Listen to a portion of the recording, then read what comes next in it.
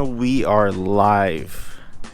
Alright guys, today I got for you is the 2019 GSXR 600, and this is in the Glacier White. The homie Tash let me borrow this one to do kind of sort of like an updated review. Try it out again because, as you guys know, my very first beginner review was with the 2016 red GSXR 600, and a little bit of backstory on that. That was like my first kind of beginner review, and honestly essentially a beginner's first time on a 600, legitimately riding on the streets. Kind of like an updated video on the GSXR 600 now that I have a little bit more experience on riding. Yeah, this is going to be kind of more of a revised review because now that I'm a little bit more comfortable on the GSXR or on 600s, because now I daily my CBR 1000, and coming from 1000 to 600 is a humbling experience. And honestly, it's kind of fun because now the 600s honestly feel very light. So any of you leader bike dudes out there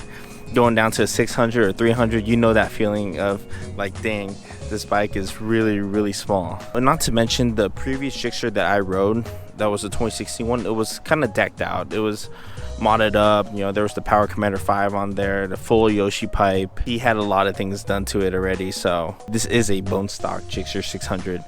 Nothing, absolutely nothing has been done to it. OEM fender still there, OEM exhaust still there. So this is pretty much bone stock. One thing I do like about Suzuki and GSXRs is that they come with the Brembo monoblock brake caliper. Even though it's a cheap version of Brembo's, it's not the M50s, it's still they're still Brembo's, so it really helps with like smooth braking. Headlights pretty much still the same. This is honestly the same as the 2016 GSXR. They haven't done much to it from 2015 to 2019, so it pretty much is gonna look the same besides like the color. So let me turn on the bike and let you guys hear the stock exhaust. Alright, it doesn't start on neutral without you holding the clutch. So here's the stock exhaust.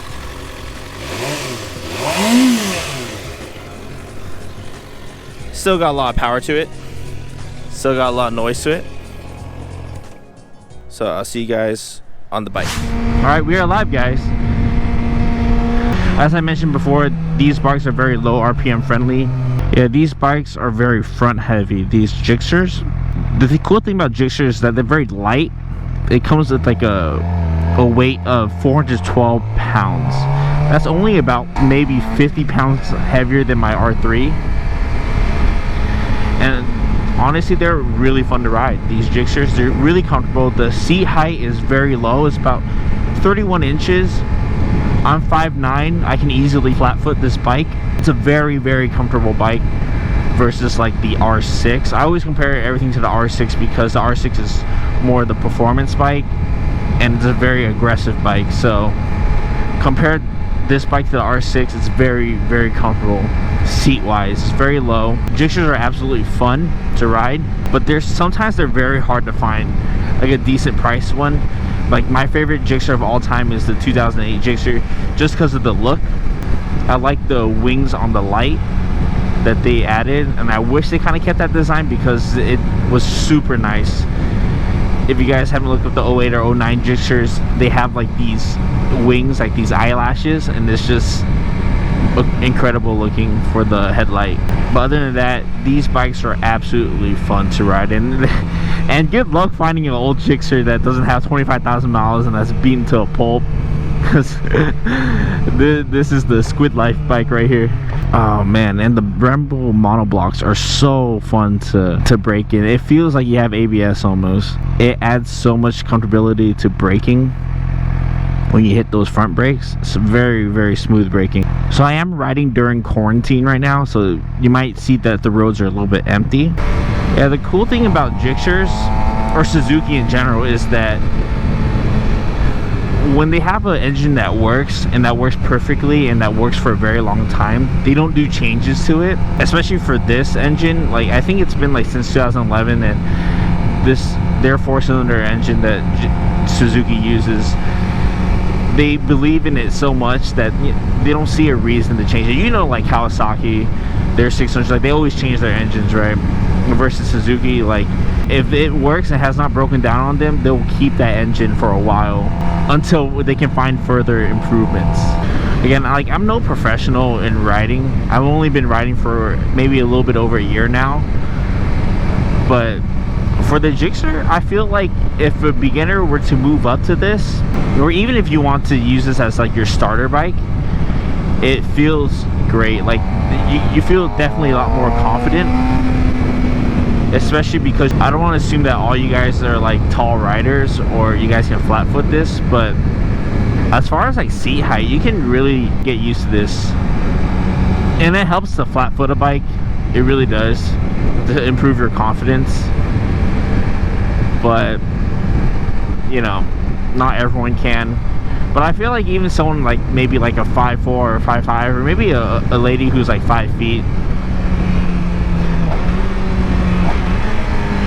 I feel like they can definitely have some fun with this bike and not be afraid of it. Again, I have yet to ride a CBR 600, but as far as like comfortability, I'm gonna have to switch my choice and say the Gixxer is way more comfortable than any other bike any other 600 I've experienced.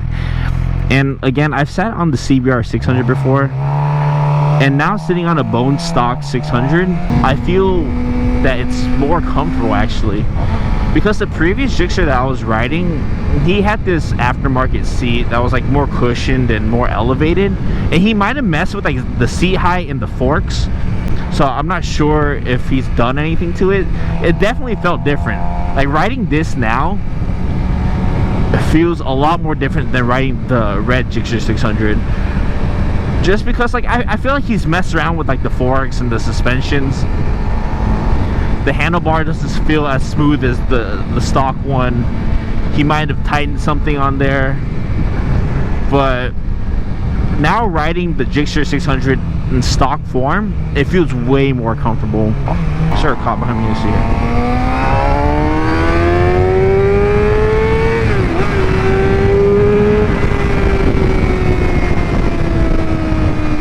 Wow. And there we go. I redlined this bike. There we go. I just wanted to test that out. I have to make sure there's no cops around me, but there you go. That's me redlining this bike. I hope that was enjoyable for you guys. I actually redlined my CBR 1000 a couple days ago, going to my friend's place in Patterson, and that was amazing on second gear, just redlining on down the straight. That was, I think, the fact that I've been riding 1000 for like, I would say like 3 months now, it feels like, I don't know, you leader bike owners out there, you know that feeling. It's just like after you go down from a 1000 to a 600, you kind of have that feeling. I don't know, there's that feeling of like, man, I love my 1000. Even though you can't redline it as often as you can on a 300 or a 600, it's just, there's that feeling. Leader bike owners will understand what I'm talking about. So the place I'm kind of heading at is like this really old like railroad track. It's like where like a really old station used to be, and apparently they say it's haunted, so I'm probably not gonna stay there too long. But again, it's daytime, so I don't know. Maybe it's less haunted during daytime. Do ghosts even come out during the daytime? Who knows? All you superstition people out there, pray for me, okay? I'm going in. This place called Niles in Fremont, California.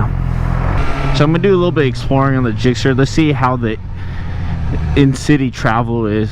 So city riding this bike is, again, for me, it's comfortable.